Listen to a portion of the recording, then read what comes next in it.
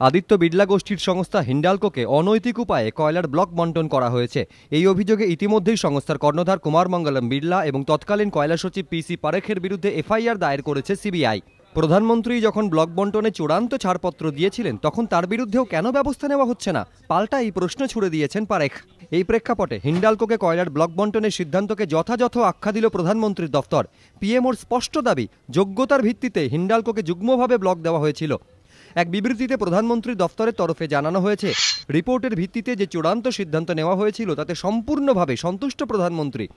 সিদ্ধান্ত যথাযথ এবং যোগ্যতার ভিত্তিতেই নেওয়া হয়েছিল।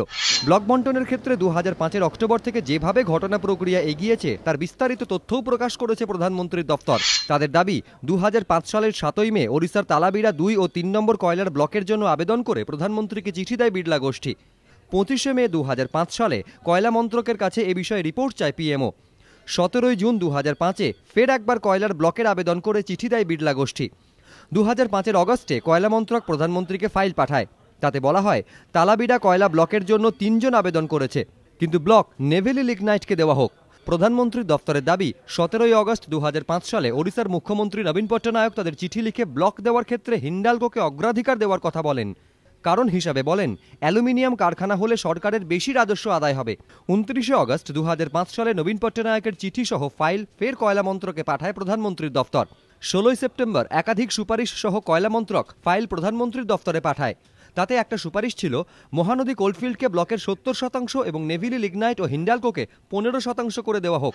কিন্তু ফাইল পড়ে প্রধানমন্ত্রীর দফতর দেখে, জুনে যে অনুপাতের কথা বলা হয়েছিল এখন তা নেই। এরপর যুক্তরাষ্ট্রীয় পরিকাঠামোয় রাজ্য সরকারের কথাকে অগ্রাধিকার দেওয়ার কথা বলে 1 অক্টোবর তালাবিড়া 2 ও 3 নম্বর ব্লক যুগ্মভাবে 3 সংস্থাকে দেওয়ার সুপারিশে ছাড়পত্র দেন প্রধানমন্ত্রী।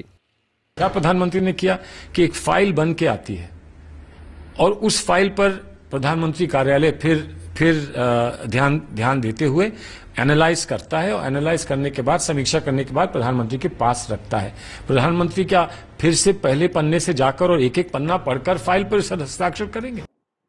তবে বিবৃতি জারি করে হিন্ডালকোকে ব্লক দেওয়ার সিদ্ধান্তকে যথাযথ দাবি করলেও সিবিআই এর তদন্তে আপত্তির কিছু দেখছে না প্রধানমন্ত্রীর অফিস।